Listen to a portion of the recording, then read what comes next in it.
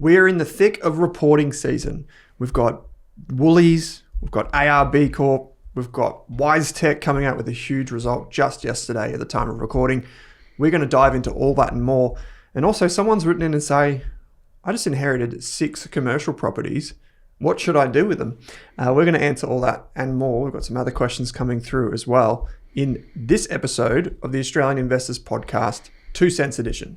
As you know, Term Plus recently came on as a platinum sponsor of RAS Podcasts.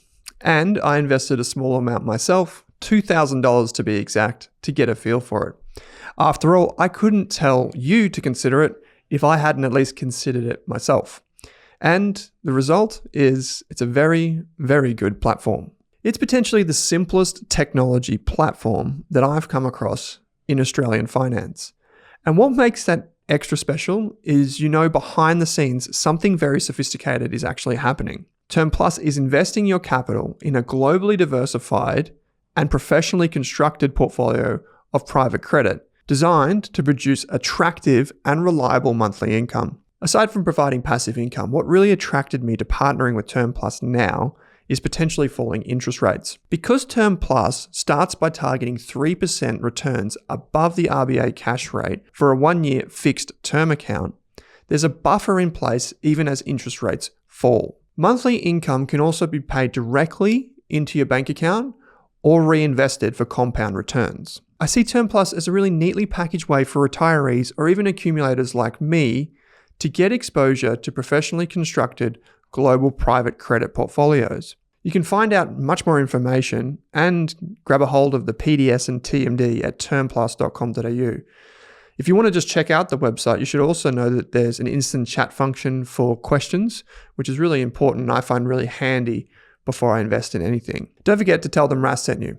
And as always, consult a licensed and trusted financial planner who can take into account your financial goals, needs, and risk appetite before investing. Drew Meredith, how are you going? Very, very excited today. Whoa, lots happening. Lots happening. Yeah, got the coffee on demand. Yeah, just poured that straight in me. Yeah, put it on the IV. Fresh off being misquoted in one of the most important publications in the country. How do you feel? We won't talk about that. Yeah, it feels great. Being home, there's only a couple of people who get to hang up on me. One of them is my parents. I think that's for most people too. And the other one is put you on hold. A senior journalist. Do you get put on hold very often? Unless I'm calling a bank, no. Yeah, it's either like a bank, a super fund, let's not get too political on that, or my parents. My dad will call me and then he'll put me on hold for the next 10 minutes. Really? Yeah, if it's more than 30 seconds, I hang up. I've never had that before. Yeah, I think it's a parents thing. Wait, so so calls you? Someone else calls him and he's like, hold on a second, I got to take this call. Yeah. Wow. Okay. Yeah, that's fun. Drew's dad is also the president of Zimbabwe, so he's a very busy man dealing with hyperinflation. So he's not. But what's been happening? Have you seen what's come out after market today? No. NVIDIA popped up. For some reason, it's like CBA where it just reports at a different time to everyone else. Yeah. I still don't truly understand why. Yeah, it just wants to catch people out. In the fiscal fourth quarter, yes, revenue gained over or under 75%. Under 73%. You were pretty close on that. I tried to set that very close. Yeah, wow. Okay, so revenue went up 73%. Yeah. How crazy is that? Wow. And now is this margin better or worse than Pro Medicus? 75.2%. It's just better. Gross margin, just better. Yeah. Oh, gross margin, no. But yeah. I think off the top of my head, Pro Medicus's EBIT margin is better. 70%. Yeah, it's even better. Gross at the top, EBIT's after all your expenses at the bottom. Yeah, so I believe. So, wow, this is the world's biggest or second biggest company at the time of recording. Yeah. It was having a reasonable day as well. I think it paired gains later on. $4.75 trillion market cap. Yeah. In Aussie? And growing revenue at 75%. Oh, in Aussie, it's infinity. Yeah. Infinity trillion. Yeah, that's it. Yeah. So that's wow, that's impressive. Upbeat earnings. Basically, everyone should care about NVIDIA. Maybe don't care about them too much, but everyone in Australia should care about NVIDIA because if you've got a VAS, not a VAS, if you've got a VGS, if you've got an IVV, if you own a super fund, if you're invested anywhere, you own shares in NVIDIA regardless. Yeah. Similar to Google. Yeah, same as Google, same as all these companies. But it's basically the most watched earnings report, like you'd probably say CBA is in Australia at the moment. Maybe less so these days, but yeah. Most watched earnings report, and it's still pumping out 75% growth. That's incredible. I'd take that. It's actually I think incredible. anyone would take that. Yeah, incredible. How big can it get? Well, apparently they still barely even sell to China. So they're Yeah. still in the middle of this No, kind they of, can't, yeah. political game where they imagine if they could start selling these chips to China. And I mean, we're not going to get involved in that discussion. But Maybe we will. yeah, maybe they'll invite us to the table. Who knows? We'll go over to Shenzhen and see if we can help. Yeah. But imagine if that's the biggest market for iron ore. Surely it's one of the biggest markets for NVIDIA chips as well. Well, just purely by population. Imagine if you were selling into China as well. The numbers would be huge. I mean, China's one of the biggest growth parts of Apple at the moment. So, I mean, it's just massive, and it wasn't bad. But it's geopolitics, right? Yeah. America doesn't want NVIDIA selling the latest chips to China. They want to try and keep ahead. Get them to make the. I don't know if you saw the news this week that Anthropic put out a massive media release saying how DeepSeek has been, again, trying to steal all of their intellectual property. It's happened. We know that DeepSeek, when it launched, well, we know, some people know, that when it launched, it just tried to copy everything from ChatGPT. Like the servers were breached at Microsoft. Yeah. And that's how they basically leapt ahead. People thought it was like all this amazing. Yeah, people thought it was all this amazing ingenuity, like running on chips that are like nowhere near as good, with only like $10 million of capex and stuff like this. And yeah, no, it doesn't work that way. Have you done the car wash test on DeepSeek? No. Have you seen that? Oh yeah. I wrote about that on the weekend. You put that on there too, yeah. Yeah. On the weekend, yeah. The question is, I'm 100 meters from a car wash. Should I drive or walk? And nearly all of them say you should just walk. It's only 100 meters. And which one was the Gemini that got it right? Grok got it right. Grok was like, well, you need your car because you're going to the car wash. Otherwise, what are you doing? Yeah. Why are you going? Good on you, Elon. Yeah, thanks, Elon.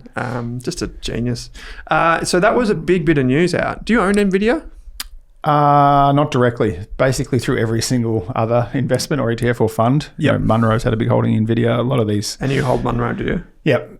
I do indeed. Okay, so super relevant. A lot of our clients have owned it directly, and they're obviously very, very happy. Even if you've only owned it for a couple of years, it's kind of been exceptional. Yeah, I can imagine. Well, NVIDIA is definitely the biggest company in the world by a long way now. Yeah. It's Is it Apple or Microsoft second? 4.75 trillion. Let me just check Microsoft before I make that claim. Yeah, it's like nearly double the size of Microsoft. Yeah. And Apple? Apple's 4 trillion. Yep. Google's 3.75 trillion. Go for it. Who's going to be the first $10 trillion company?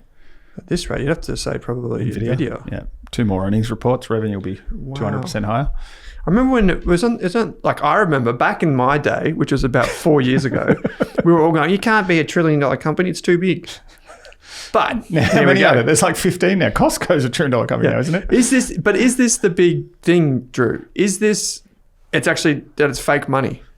The whole debasement theory, right? Like, no, come on. If you denominated this, on here. Is this, are these companies getting more expensive, or is the currency that we value it in just getting devalued? Or just ETFs are just throwing more money into it, and it's just this constant circular. It's just a gigantic Ponzi scheme. Yeah, perhaps that's the case. Interesting. I mean, not all the money that's. I mean, and we won't go too much into money printing. It's not like money printing goes into NVIDIA. Well, maybe it does. Maybe that's the great conspiracy. Not if Donald Trump has anything to say about it. And then, I like the quote: Trump spooks golden age of America in high stakes State of the Union speech. Everything's got to be really hyperbolic at the moment. It does. Golden age of America. Wow. Yeah. Well, they got to get the tariffs through. If they keep getting blocked, there goes their funding plans. AI killing software, you reckon? Everything. There were a couple of good quotes that came out here, and I think there was also Anthropic was in the media, in the news overnight or the last couple of days, with the government saying they should hand over all their defense-related artificial intelligence power to the US government. Have you seen that? No. Yeah, that came out in the last day or so. As in Anthropic should? Yeah, because it's getting so good at doing all these different things. Anything to do with defense or security, it should be handed over to the government. Interesting. Like, you're going to see this. I mean, it is incredibly. I don't think we've ever seen this in our life. No. In our life, we may never see it again. The kind of things that are happening in the advancement of technology and all the impacts it's having. Yeah. There was a quote that came out from Mona Mahajan from Edward Jones. We read broadly at this podcast. Just bilingual.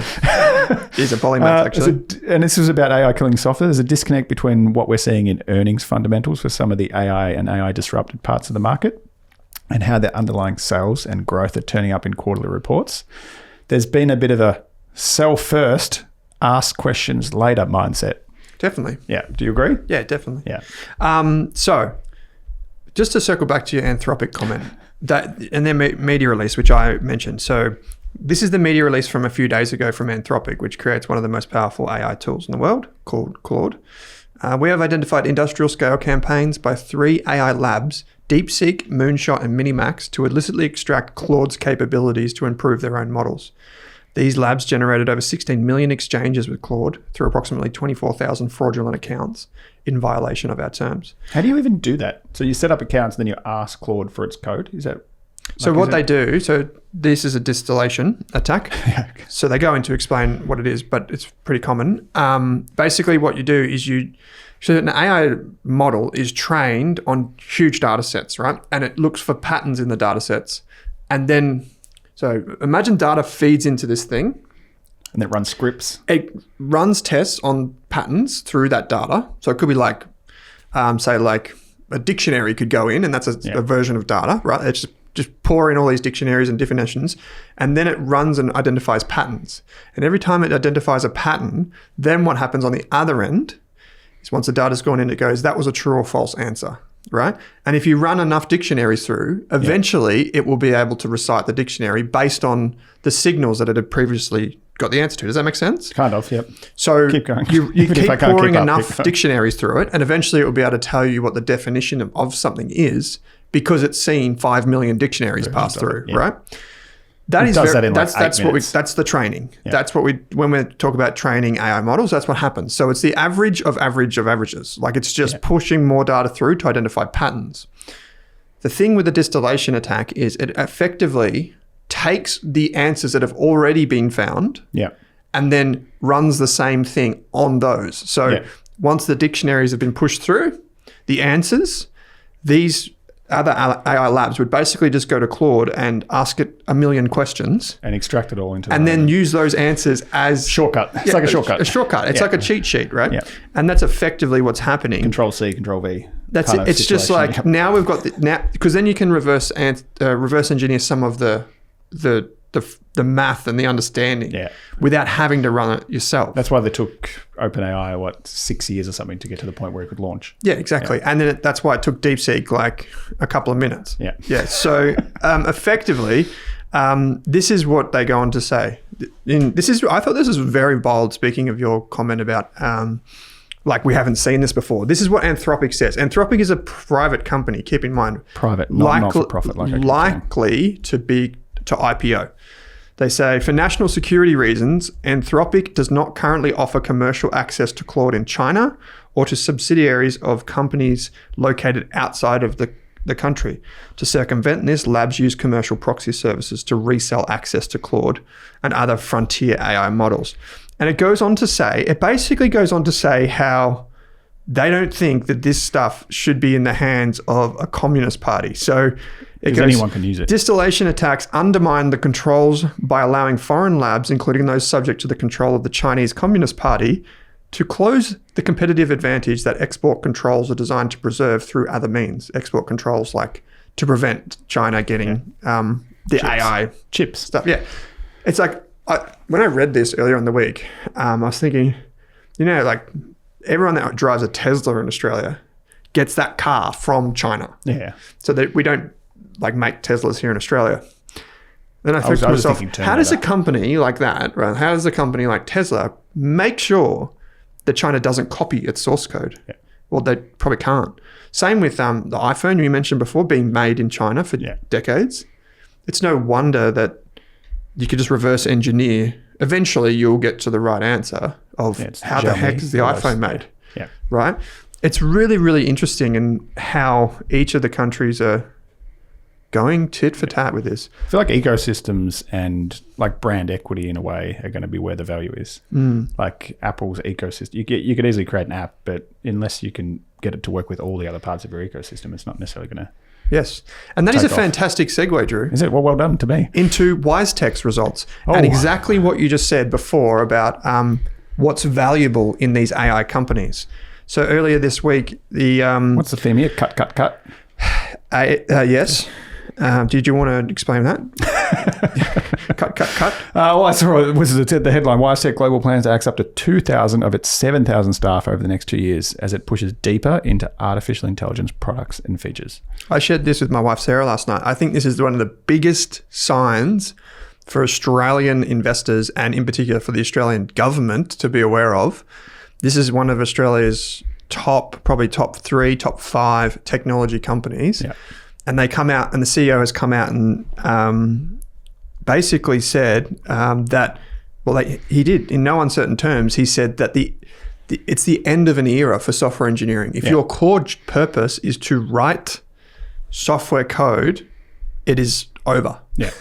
Like, it is done. And I think the message here is pretty loud and clear that if you could just use the AI tool to write the code for you so quickly, you have no place manually writing that anymore. You just don't. It's like we don't, use a shovel when an excavator could dig out the backyard. If you're just writing code that uses other people's data, that's the thing, isn't it? Unless you control the data, you can easily be replaced. Exactly. And or secure the data or manage the data. I want to get him back on the podcast, so I have to be careful about what I say about this, what I'm about to say next. But Sam? Richard White appeared on the podcast. Has he? The founder of WiseTech. He came on the podcast and he said... How long ago was this? This is a few years ago. This was before all the llamas. Llamas? He's been in the media. Back page, front page? Yeah, all pages. So he came on and said it's big A, little I. Yeah. Big A, little I. Yeah. Meaning it's a lot of artificial and not much intelligence. All right? That's just never going to age well. So, but hear me out, all right? As he runs a shipping business that scans barcodes. Hear me out. So, it's big A, little I. Lots of artificial, not much intelligence. And it kind of relates to what I was just saying about how AI distillation works. But ultimately, WiseTech have come out and said, as you just mentioned, they're going from 7,000 staff to 5,000 and they're cutting basically their engineering team. Yeah. Because they don't need as many engineers. Or your dev team. Yeah, you just don't need that many engineers these days. So your design team's fine. That's where all the work is. But then the design team will use Claude Code or something to do all the coding now. Yeah. Zubin Appos, the CEO, said this, and I think that this is fascinating. So he said, software development has experienced its most significant shift in decades. I am prepared to say this clearly. The era of manually writing code as the core act of engineering is over. I mean, if you're a software development engineer, tell us what you're doing. Yeah. There's still plenty of areas to go to, just not some of these big companies. Or I think this is the optimism piece, though, right? Yeah. Like if you get disrupted, you don't just go, I'm done. Start making games. Oh, they took that too. Yeah. Hey, I'm trying to be positive here. If you're a talented software engineer, you just go, shit. Like, it impacts your life, but then you can repurpose your skill set somewhere else. And pivot, Yeah. It's like people that used to make all those candles that used to light up everyone's house and then they invented electricity, could go and become electricians, right? Like, we will find places for people to be redeployed to, like the cashier checkouts, the automated checkouts at Coles and these types of things. That just allowed people to go and do other things. Like push trolleys around the shopping centre. Well, now... at a high speed to do... What's happened since we've gone to automated checkouts for most like everyday items that are Coles or Woolies is those people are now packing the actual boxes for the delivery service, right? Which is more efficient. Way more efficient for society. Yeah. Then you and I don't need to go down to Coles or Woolies because there's someone that has a job that does that. You do feel like you can get run over every time you go to a Woolies now. Yeah, because it's such a better use of people's time. And that's how you get productivity out of societies. You don't stand in the way of innovation. But anyway. I reckon theft's gone down too. Back to, not at the Coles on Elizabeth Street in Melbourne, I'll tell you what. How much are you stealing? No, there's like 7 bags of lollies on his desk. Check it, bro. No, I went to funny story, not at all related to investing. I was in there the other day. I'm trying to make sure it's people in the office here at Rask have, fresh food and Coke and Coca-Cola. All the good things. We are in finance. Yeah, we are in finance. Anyway, that took a turn. Not where I wanted it to go. So I was in the Elizabeth Street Coles, which in Melbourne, for people that don't know Elizabeth Street, great little patch of dirt down there. Anyway, I went to grab the like a 24 pack of Coke Zero from the shelf, thinking, oh yeah, this is great. And it was super busy in there.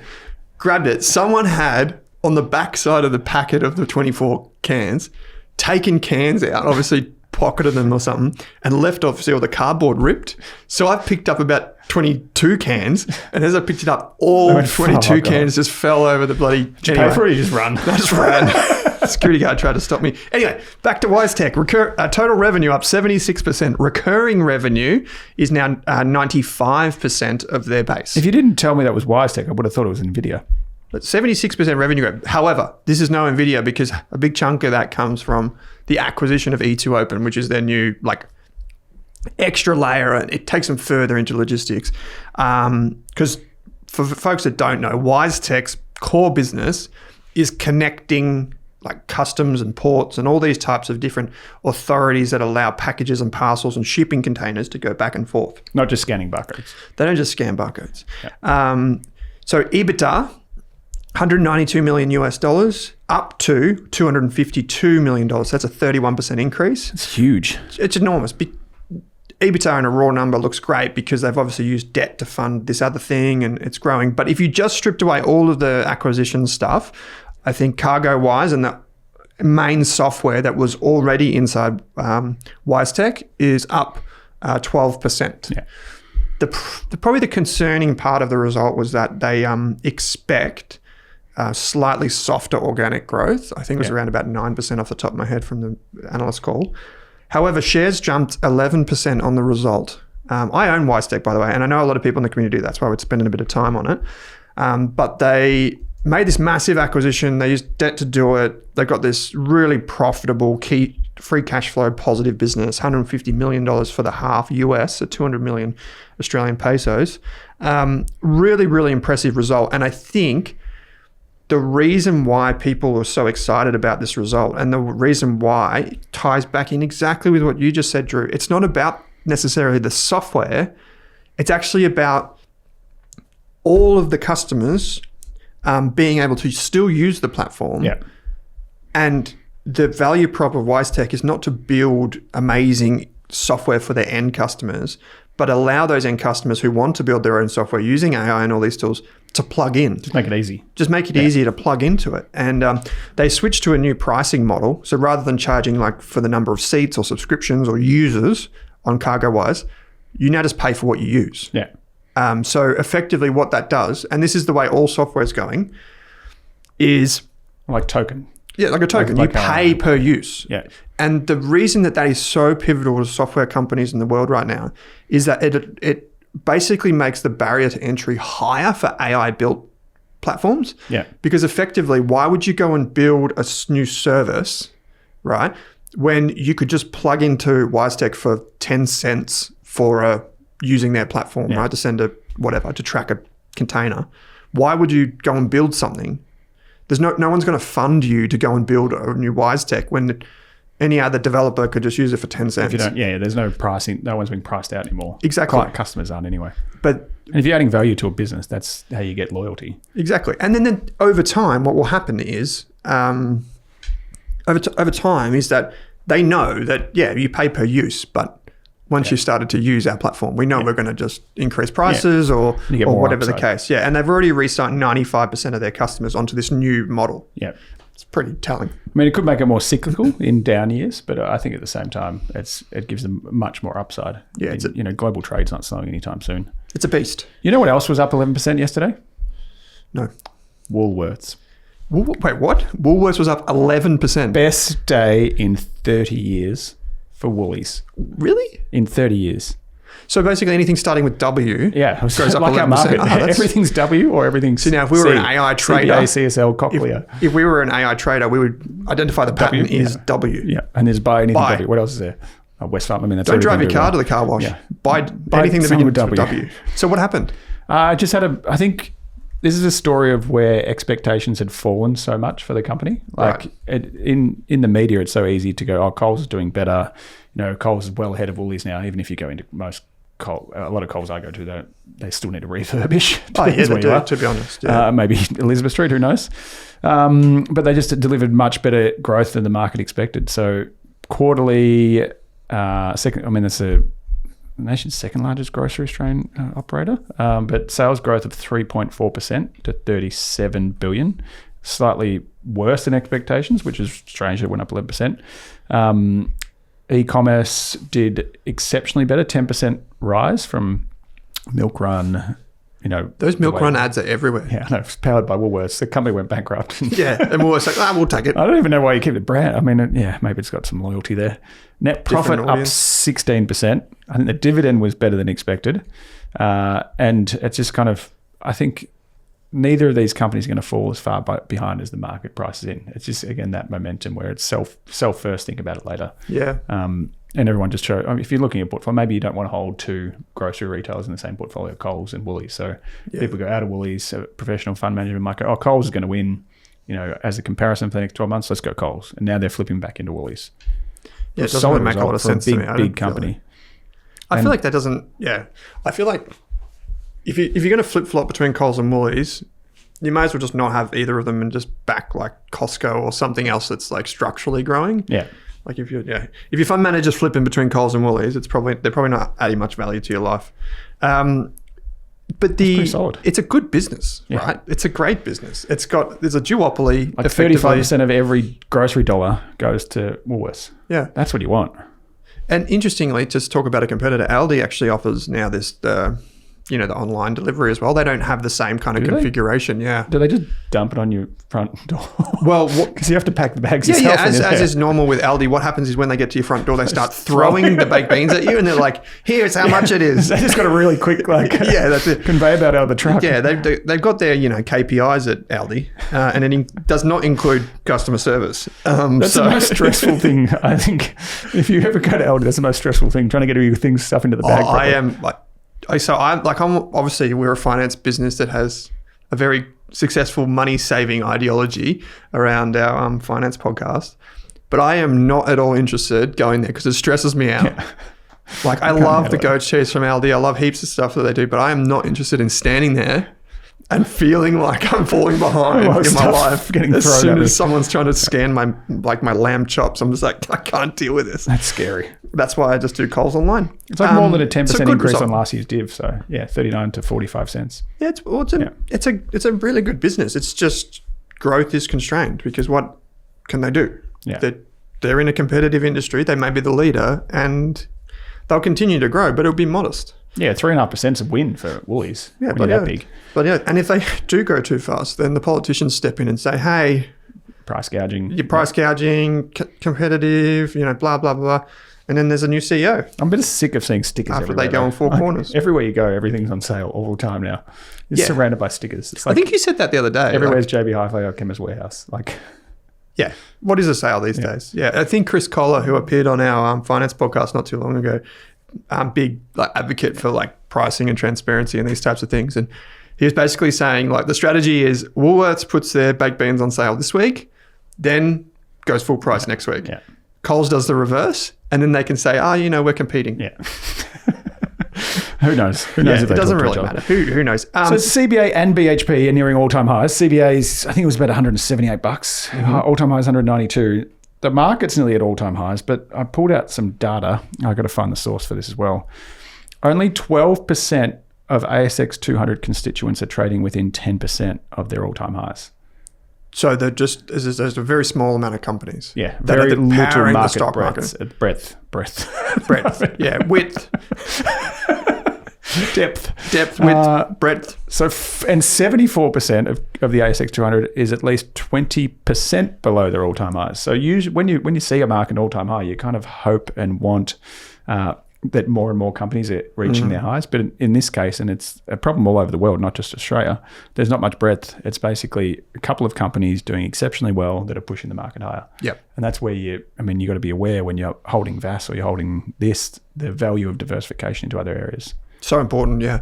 And that's where volatility comes from, right? If you've got a concentrated portfolio and you don't know it, you might see an ETF that says, we've got 300 stocks, but then the top 10 is so much of it. Yeah, it's not diversified, is it? So that's a really good point. But we are seeing that, right? Like the top heaviness is being more top heavy right now. Yeah. Because people are scared too, right? Like they're scared to venture further down because they're like, oh, well, look at all the volatility. Like even WiseTech, as a very big technology company, 20, it went up 11%, but it's down 50%. It's like AI disruption, software disruption. Where do you go? Yeah. Banks and miners. Banks and miners. Yep. You might go to Woolies now by the sounds of it. Geopolitical risk. Yeah. Banks and miners. Yeah, that's it. And everyone Woolies. needs copper. Yep. All right. So, banks and miners. Yep. So, yeah, it's really interesting. And other news is inflation was pretty gross. So, get ready for another interest rate hike. Again, let's just can the monthly inflation. I don't think we should talk about it. Nah, it's stupid. It doesn't make sense. Why would we introduce monthly inflation? It just messes the does anyone else, the US do it properly? I don't think they do it properly. I don't think anyone does inflation properly, to be honest with you. In a media in Australia that has not enough to talk about, adding more inflation data. So it was unchanged at 3.8% in January. Increase in the risk. Someone saying 70% chance for another hike in May. Yep. And saw my mortgage rate go up. That wasn't nice. Yeah. It's pretty brutal. But the thing is, right, with the inflation, is that does inflation actually track what people spend? No. So I just think that it's like an estimate of the cost of housing. Yeah. Like it's seasonally adjusted, mean reverted, like whatever you want to call it. Does it actually track what people in Australia are actually paying at the grocery store? My thinking is no. I'd like to see, we all buy different stuff, but people doing personal inflation. Yeah. Have you run a spreadsheet for the last 10 years showing us your price of milk, your price of this? Yeah, your fuel bill. Doesn't matter. Is it different if you got IGA versus Woolworths? Well, actually, I should introduce people to something because there is a way that... you've got this pricing calculator. No, even better than that. So Pocketsmith, which is one of our partners on our finance podcast, a lot of people in our community, Drew, use Pocketsmith. Yeah. You can head to pocketsmith.com/spending. I think this is the most amazing thing. So 300,000 people use Pocketsmith for budgeting, for financial management, and so on and so forth. It is actually it's like a rocket ship for your personal finances. It's amazing. Anyway, it actually shows you, I'll just turn this around for you. It actually shows you a live global map of where the users are, what countries are experiencing the most growth or decline in spending, in savings, in real time. And not only that, it breaks it down by category. So this is just utilities it's showing you here. And it will show you everything. Yeah. And it actually is wild. But that, using some data like that, actual data, is a better judge of what people are doing. So most economic data is estimates as well. Okay, so here you go. According to this data from January 2025 to January 2026, Australia experienced really no increase in utilities costs. Canada's was up 7%. But energy was Ireland's was down 13%. Wasn't energy the biggest impact on inflation? Yeah, apparently. Yeah. And housing? Groceries, let's switch to groceries now. Groceries over the year are up over 3%, just over 3%. So on average, according to Pocketsmith, Australians spend just under $1,000 a month on pure groceries. Yep. Keeping in mind it's how people categorize things. Alcohol, down 6% in Australia. On average, people are spending $145 a month on alcohol. Restaurants and dining, just a quick one, $385. It's flat year over year. Yeah. So this is that's real inflation in my opinion, not that other gibberish that they talk about. We do have other results though. There were a few more. I think you've got ARB and Accent, the shoe retailer in here. I think if there's a theme or a trend of this earnings, there has just been, pops and dumps everywhere. Yeah. It's kind of, it feels like we say it every year, but it's like a 10% increase in Woolworths or an 11% fall in Temple & Webster or all these other kind of retailers that come out. So Accent came out, so they own Hype DC, Athlete's Foot. A lot of footwear stores. Yeah, footwear stores, yeah. That was, sold 5.3%. increase in revenue, but profits fell heavily. I think the problem here is sale. Yep. They own Style Runner, which is quite a popular chain as well. I have no idea what that is. It's like a brand of brands. So they have all different, if you want to go get your Sambas or your Gazelles, you go into Style Runner. What the hell's a gazelle? Like, is that like a shoe brand? Like I know Lacoste has got like a little alligator. No, the shoes. Your shoes. Yeah. I don't know. I've got New Balance on. Oh, he's got the full dad. I'm a dad. The dad look. Yeah, got the jean shorts on. Yeah, yeah. What is it? Junners. Jeans and runners. Did the stock get smashed on this result too, or was it all right? It's up 13% today. No, it actually rallied on this result. Well, this is fascinating, isn't it? Like, if you traditionally think about reporting season, normally retailers are the first cabs off the rank. They're the ones that get smashed, whacked. And JB Hi-Fi, fine. Yeah, fine. Accent Group sells overpriced shoes. They kind of get sold off in the lead up, and then they tend to do well. Like people judge them beforehand. Fine. But on bad news for you, they're shutting down Glue Store. Glue Store? Yep. Far out. I don't even know what that is, but that doesn't sell glue. I feel like I've seen it in a Westfield before, and I know Osmosis. Yeah. Does that make me current? Is that a thing? You can't get New Balances there, so. Anyway, I buy all my stuff online, clearly, and mostly through Amazon. ARB Corp, is it finally cheap, is my question mark. Someone was talking to me this week, I think Mitch actually, was saying that ARB shares have been sold down very heavily. And it's probably easy to see why. Sales revenue for the period, for the half year, was down 1%. So sales, ARB sells 4x4 equipment. So think bull bars, side rails, lights, accessories, that sort of stuff. About half the stores that sell ARB, or ARB branded in Australia, are owned by the company. The other half are independently owned and just use the branding. ARB makes a bunch of its equipment in Thailand and in Australia. It's got 2 facilities, and it does now sell into the United States. And they had a really promising update there, moving to a much bigger factory or warehouse, having their own engineering teams in the United States, because everyone over there loves their bloody trucks. Sales of Australian aftermarket parts declined 1.7%. They said affected by lower new vehicle sales for ARB's core model platforms and the ongoing shortage of accessory fitment resources. Did you see where the biggest contributor was? No. What do you mean? So who had which model of car had the most growth in aftermarket accessories? No, the Prado. I was actually fishing for that, and I read straight past it because I went straight to the Land. I thought Land Cruiser, because this is the thing.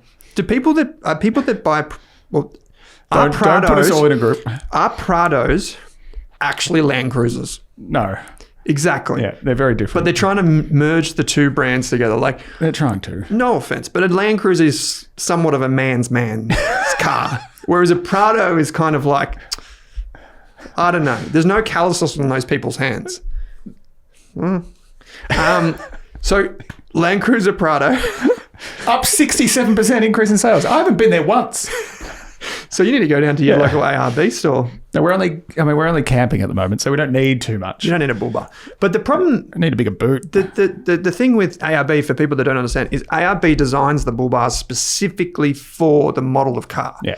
So it will work with the car company like Toyota or whatever in the United States to design this exact piece of safety equipment and accessory. Like a snorkel. Yeah, like a snorkel. It needs to actually fit and look good.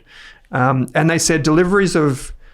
vehicles core to ARB sales were flat for the half year. In particular, sales of a number of key vehicle models declined, such as Ford Ranger, down 1%, Ford Everest, down 9%, Land Cruiser 70 series, down 12%, and the Isuzu D-Max, down 13%. The Prado was up 67%, as Drew mentioned. But it was this, 67, you reckon? The next line of this half-year report is what got to me, though, Drew. They say accessory demand for the BYD Shark. Not a bad looking ute either.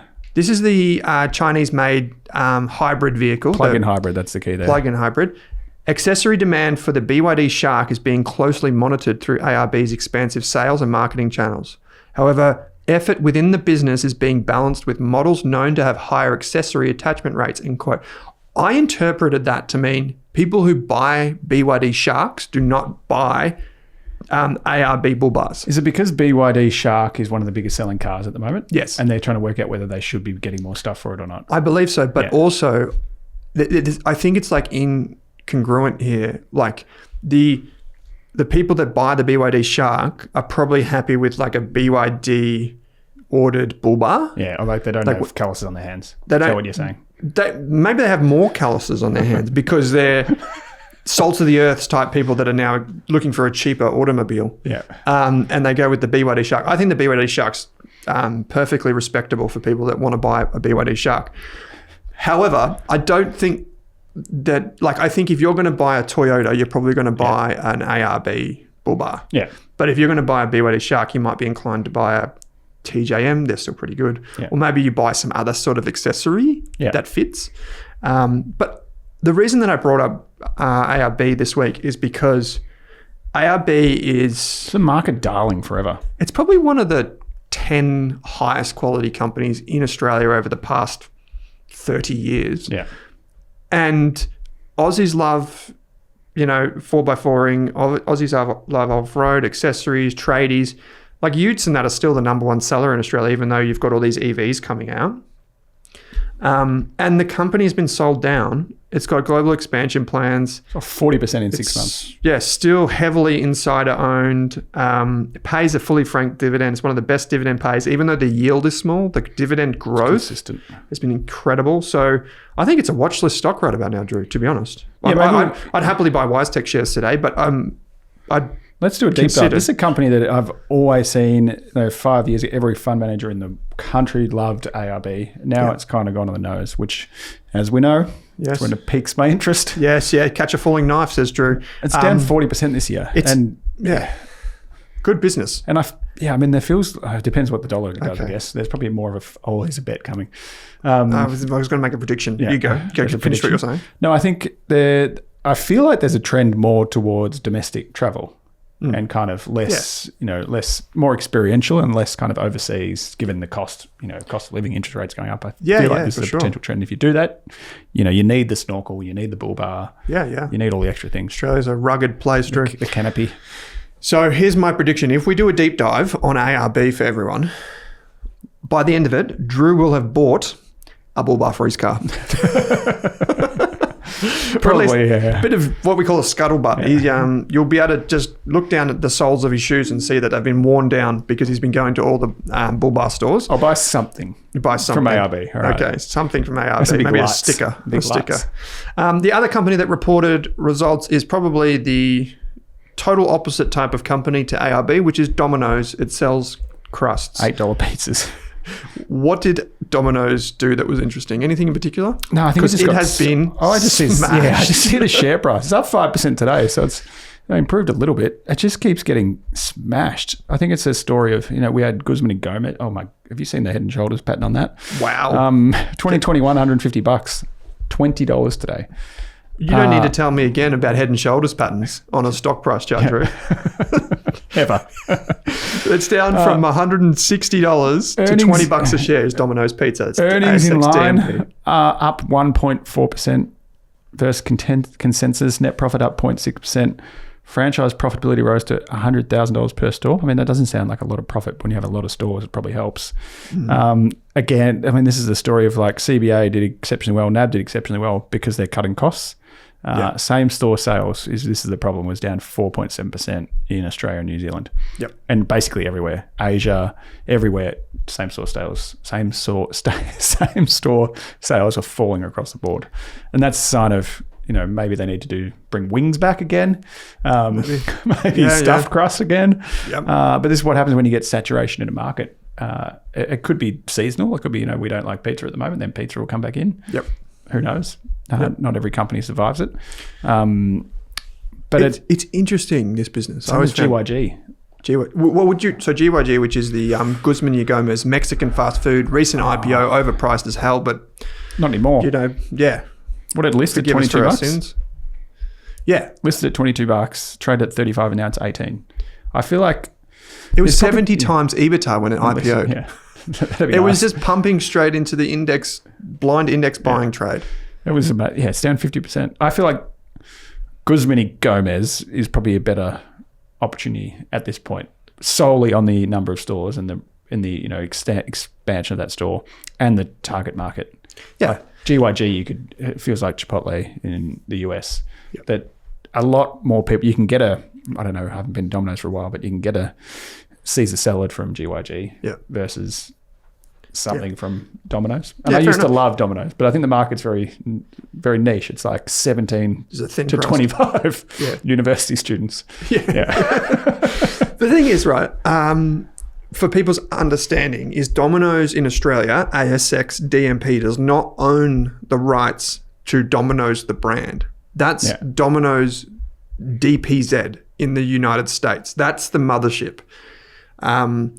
The way that Domino's has grown in Australia, I'm talking, is that it's bought other what we call master franchises. So it's bought the rights to other markets like Japan. Yeah. They even, and Joe Aston came on the show and he basically said Domino's thought that they could sell pizza to the Italians. Yeah. That's the reality, right? And you look at, say, a business like GYG, they own their brand end to end. So just based on the intellectual property value of GYG, you'd have to go GYG, I think. Yeah. But saying that, the model that Domino's has, you can win at. Yeah. Look at Collins Foods in Australia. Yeah. It's a doppelganger. It just has the rights to KFC stores. And it is also buying other master franchisors. So Domino's has fallen down, but Collins Foods, which is doing reasonably well, a white label of Yum Brands, which is the owner of KFC, the intellectual property, like it's done very, very, very well. Yeah. So that model can work, but you just need to know what you're getting yourself into. I just don't think that maybe it's cheap now at under $2 billion market cap, but who knows? We do have some questions sent in. We've got one more week of reporting season in theory. So we'll cover some results next week as well as answer your questions. The 3 questions we got sent in are very different and interesting. And we love to hear from you, but just remember that anything that we do speak about on the show is strictly general in nature. We don't know your needs, goals, or objectives. So if you want personalized advice, you can reach out to a financial planner like say Drew here and just get someone on your side permanently. But these 3 questions are fantastic. You can send in your questions via the link in your podcast player or in the show notes. If you're on YouTube, just hit the description field. It's also ras.com.au/question. The first question comes from Not a Silver Bull, though. They say, I have Alphabet, AMD, and other US stocks. I'm down 10% on the currency and plan to take profits this year. How can I hedge individual stocks? Also, I saw you guys talking about silver being more useless than gold as a resource. It's essential for solar panels, EV, and microchips. Over 50% of silver now is sold for production. Demand is frothy, but it's certainly more used commodity than gold. Thank you for the clarification. Comments. Yes. Yeah. And also, can you hedge individual stocks? But there's more silver on the earth than gold. Okay, there you go. I probably should check that before I state Ask Claude.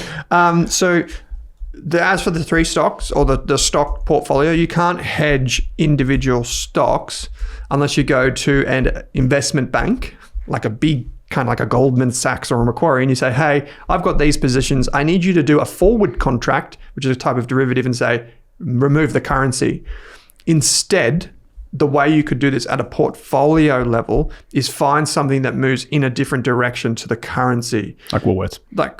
Okay, Drew says Woolworths flippantly, but I would say something like find a way to kind of move in the other direction. Maybe there are Australian shares that earn US dollars and therefore is more or less valuable. Or maybe you go into a hedged ETF that does something different. Hedged gold, hedged equities, hedged, So then you can find something that deflects it at the portfolio level rather than the individual level. We've spoken about this a lot.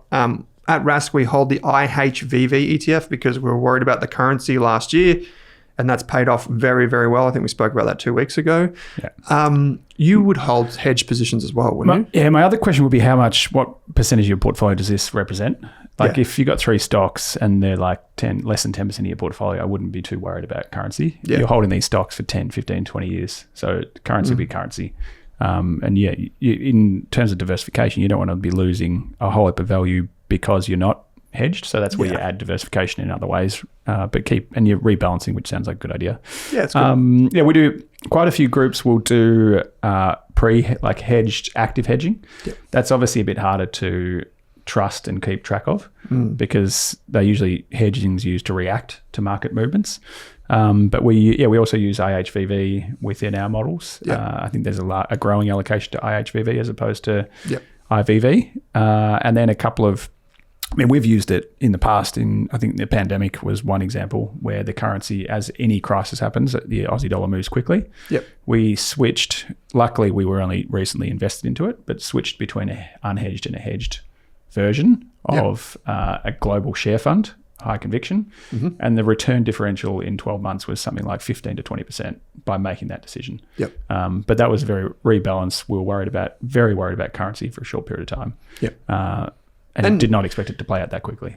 Right now, it's probably it's not as rapid, but it's been pretty volatile, the currency, in the last 3 to 4 months, and that's because Australia is looking like to have higher interest rates, where the government of the United States wants to depress the US dollar on purpose, and that's why there's a whole Fed independence, a whole other bunch of technical stuff going on for geopolitical reasons.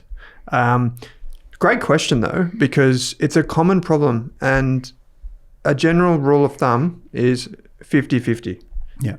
If you're worried about currency and you've got the choice between 2 ETFs or 2 funds, just go half in one, half in the other. It's really simple. Silver 19 times more abundant than gold. Drew is correct. He's a gold bull. 25-cent life crisis. 25% life crisis? 25, I don't know. 25C life crisis? It's got to be like a quarter life crisis, maybe. Yeah, quarter life crisis. Look at us. Soon. We're just a couple of geniuses over here figuring out these names that people send in. They're great. I've been investing for about 4 years and have developed a passion for financial education. Good for you. I have just finished my bachelor's degree in a different field and I'm considering a graduate diploma of financial planning. Do you think I should look into paraplanning first to get a taste of the industry? And are there any other roles/jobs that would be worth looking into? Cheers, keep up the good work. Well, thank you, 25C life crisis, quarter life crisis. First of all, love hearing your passion for investing, finance, education, that sort of stuff. But Drew, can you explain what paraplanning is? Oh yeah, I'll try. Okay. Like in any industry, getting into financial advice had a certain kind of process that you start as administrator. You're doing paperwork. You're doing HIN transfers. You're setting up stockbroking accounts. Yep. Then you kind of graduate into this paraplanning role. Paraplanning is essentially as a financial advisor, we have to provide statements of advice to financial documents plans to retail investors, so pretty much everyone. And the paraplanner's role is to work with the advisor and work with the client to put a strategy together and then to prepare the document that outlines all the fees, benefits, costs, and everything else to do with that financial plan they put together, including modelling. I think you've changed the name of them to modelers. Yeah, modelling, essentially. Probably the best way to think about it. A lot of that's testing scenarios. Once you get past that, you go into an associate or a junior advisor and then into a financial advisor and then into senior, whatever you want to call the next leg up. I think if you think about AI, paraplanning is one of the areas that's being most disrupted, but it's also been disrupted for probably the entire time I've been in the industry. Yeah. You think there's a part of data input that goes still. Unfortunately, not everything's data fed in Australia, but the role of paraplanning can actually be run using wizards, using code, using templates with a personal financial advisor overlay into it. Yeah. So the actual production of those documents, as they are in any industry. But what they do and what's incredibly important for paraplanners is the knowledge of strategy, the knowledge of superannuation, the knowledge of how all these different things come together, and that knowledge of modeling. So you don't necessarily get brought into a paraplanning role anymore. I don't even think you get put into an admin role. You're more likely to, like, customer service is where the industry is going and probably lacks. So having knowledge during the grad dip and then looking for that client-facing part at the beginning feels like the new evolution of financial advice. Yeah, that's really interesting thoughts there, because obviously we have a financial planning business and paraplanners and stuff.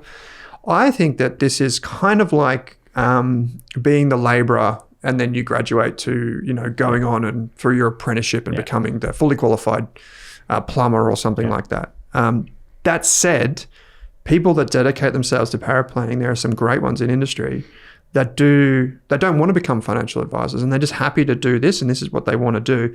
I actually think it's probably the best grounding for financial planners because you actually get a sense of what actually has to happen. Yeah. Like, how complex is the modeling? People take this for granted that they can just chuck into ChatGPT a bunch of stuff and get a DIY financial plan.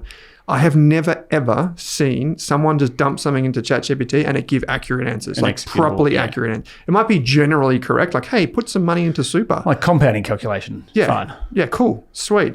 But, this is a whole story for another time. I used ChatGPT on the weekend. I was like, I know you are stupid at math and everyone thinks that you're smart, but I'm going to give you a chance here, ChatGPT. And I was building a garden shed. Sin cos tan or something, was it? Yeah, it was trying to figure out tan of a 5-degree angle.